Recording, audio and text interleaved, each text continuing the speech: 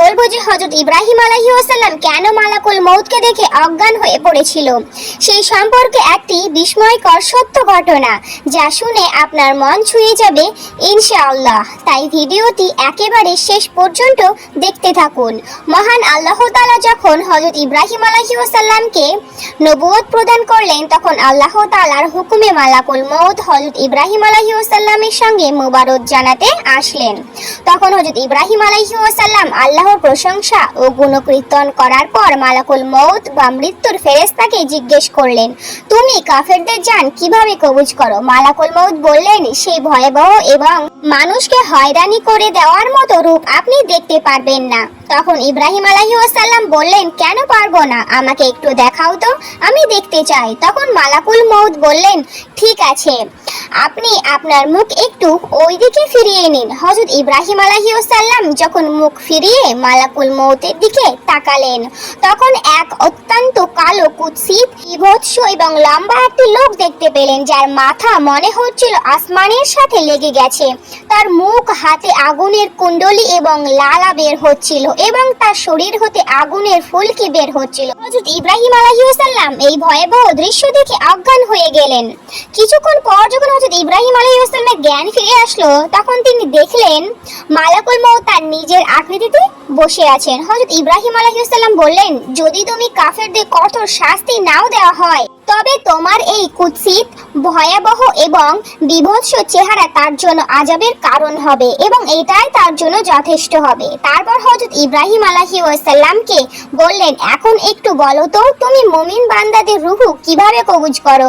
হযরত ইব্রাহিম আলাইহিস সালাম আবার মুখ ফিরিয়ে দেখলেন, তখন অতি সুন্দর চেহারা বিশিষ্ট, অত্যন্ত দামি পোশাকের সুসজ্জিত, সুগন্ধি লাগিয়ে এক যুবক বসে আছে। হযরত ইব্রাহিম আলাইহিস সালাম বললেন, যদি মুমিনদের অলৌকিক শক্তি এবং বুদ্ধিমত্তা প্রদান নাও করা হয়, তাহলে তোমার এই অরূপ সৌন্দর্য এবং সুন্দর চেহারাই যথেষ্ট, যা দেখার সাথে রূহ তাতে আকৃষ্ট হয়ে যাবে। হযরত ইব্রাহিম আলাইহিস সালাম মালাকুল মউতকে জিজ্ঞেস করলেন, যদি কোনো ব্যক্তি পশ্চিমে হয় এবং অপর ব্যক্তি পূর্ব দিকে হয়, তাহলে কোথায় সুখ শান্তি বিরাজ করছে এবং কোথাও যুদ্ধ করছে?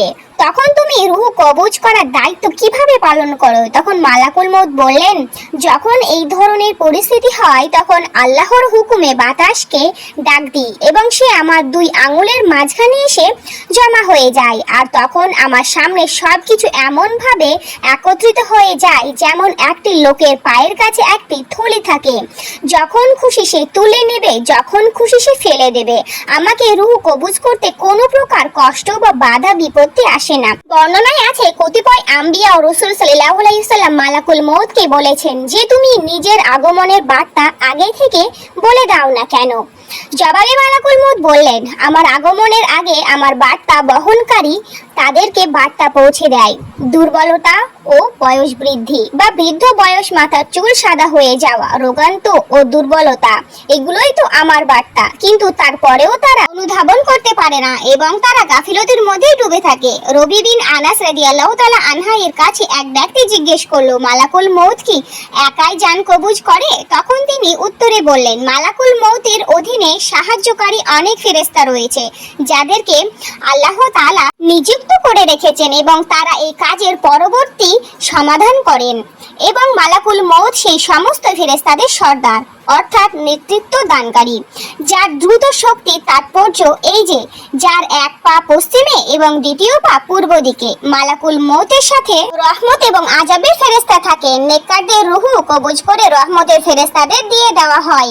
হযরত আনাস রাদিয়াল্লাহু তাআলা আনহা থেকে বর্ণিত, হযরত মুহাম্মদ সাল্লাল্লাহু আলাইহি ওয়াসাল্লাম বলেছেন, মৃত্যুর পর মৃত্যুর ব্যক্তিকে ফেরেশতারা চারিদিকে ঘিরে রাখে।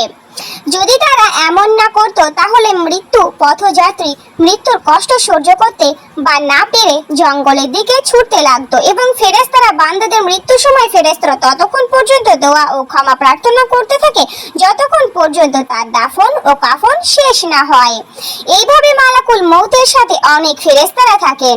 হযরত সুলাইমান আলাইহিস সালাম মালাকুল মউতকে জিজ্ঞেস করলেন, তুমি মানুষের সাথে ন্যায় বিচার করো না কেন? কারোর জান এত দ্রুত কবজ করি না এবং তাকে যত দ্রুত সম্ভব এই দুনিয়া থেকে বিদায় করে দাও। আবার কাউকে এমনভাবে কষ্ট ও রোগ শোকে জড়জড় করে রাখো যে তাকে অসহায় ও নিঃসম্বল করে রাখো। মালাকুল মউত বললেন, এখানে আমার কিছুই করার নেই, আমার আয়ত্তে কিছুই নেই, কারণ প্রত্যেকের নামে একটি চিঠি আমাকে দেওয়া হয়। যখন যেটা হুকুম হয় তখন সেই পালন করতে হয়। বর্ণনায় আছে যে শাবান মাসে মালাকুল মউতের কাছে এক প্রকার কাগজ দেওয়া হয়, যেটাতে কাগজে সম্ভবত লোকেদের নাম লেখা থাকে যাদের রুহু এই বছরে কবুজ করা হবে। তারপরও পৃথিবীর লোকজন পৃথিবীর কাজকর্মে আরাম আয়েশে নিজেকে ব্যস্ত রাখে, কিন্তু তারা জানে না যে তাদের এই বছরই দুনিয়া ছাড়তে হবে।